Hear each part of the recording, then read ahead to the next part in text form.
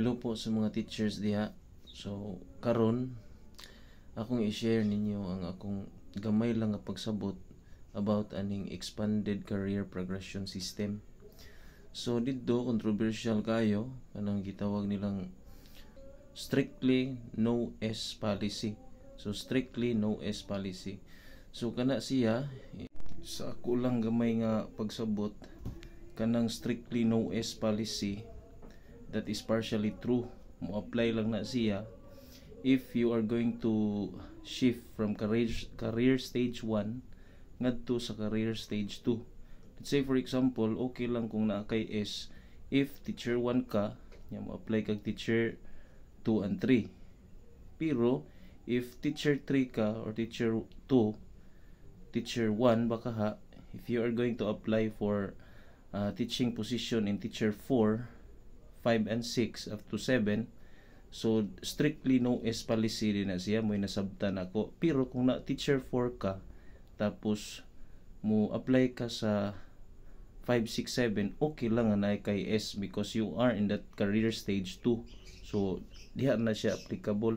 So karon kay kuan man kanang karon kay naa pa man ko sa career stage 1 nya, sad to say na amang gyud koy S gyud sa ako ang present karon nga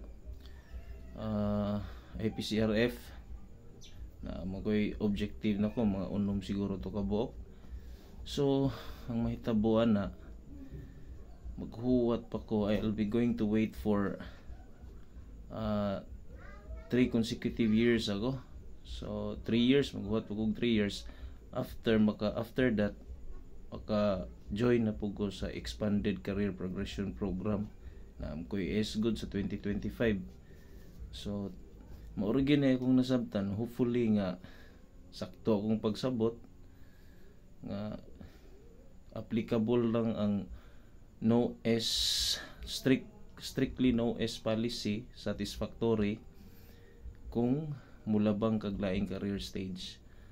So the reason why I said nga strictly no S policy, because nasa ilang example sa memo, if you are a teacher 2 and you would like to apply for teacher 5, so ang mahitabuan na is you have to meet the minimum requirement nga ilang giingon nga, which is 6 COI, proficient COI, and 4 proficient COI dapat outstanding, and the rest of that is 27 is very satisfactory. So if you are going to add 6 plus 4, that is 10, so 20, the rest is 27 kay 37 man kabuok, so 27, so 10 plus 27, that's 37. So definitely akong nasabtan dito, dapat if you would like to shift from stage 1 to career stage 2, what jud ay kay dapat S, kay nakaingon ko dito nga 6 kabuok COI and NCOI 4 kabuok, 6 ug 4 plus the rest of that, which is 27, is at least very satisfactory. So wa jud ko nakita dito, even though nga dili gyud klaro ang pagbutang nga strictly no S, but maklaro gyud dito nga if you are going to shift from career stage 1 padulong sa career stage 2, so naa gyud dito nga dili gyud dapat na kay S. Karon mao lagi ni may S mta, ay loya lang yun ta. So hopefully mga teachers, no, so hopefully parehas tag pagsabot. Kung dili man gani, share your ideas and comments pod para makasabot pag kog maayo. So daghang salamat. Hopefully if you